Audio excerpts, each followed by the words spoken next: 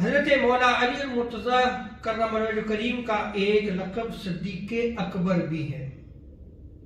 हजरत अबू ज़र गफ़ारी रज़ियल्लाहु ताला अन्हु से रिवायत नकल किया गया है।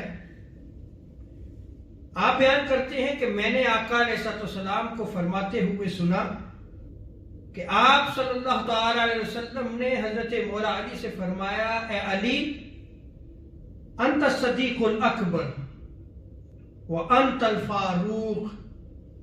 ए अली, आप सदीक़े अकबर हैं और आप फारूक हैं।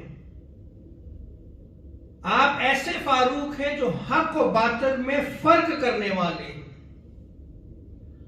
इमाम इब्न माजा ने बाकायदा एक बाब कायम किया और उस बाब का नाम फद्ल अली इब्न अबी तालिब रखा। उसमें एक रिवायत नकल की है। मौला अली मुर्तज़ा कर्रमल्लाहु करीम इरशाद फरमाते हैं, अना अब्दुल्लाही, मैं अल्लाह का बंदा हूं, व अखू रसूलिही सल्लल्लाहु अलैहि वसल्लम, लोगों सुनो, मैं रसूल करीम अलैहिस्सलातु वस्सलाम का भाई हूं, व अना सदीकुल अकबर, और मैं ही सदीक़े अकबर हूं। मैंने आपके सामने रिवायात रखी हैं। गुज़श्ता जुम्मत मुबारक में भी मैंने हजरत सैयदना सदीक़े अकबर रज़ियल्लाहु ताला अन्हु के हवाले से बयान किया कि आप भी सिद्दीक हैं और उन रिवायात को नकल किया।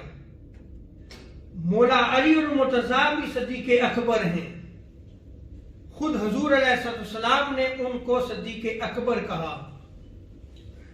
तो ये निस्बतें हैं और ये निस्बतें आका अलैहिस्सलाम की वजह से अता की गई।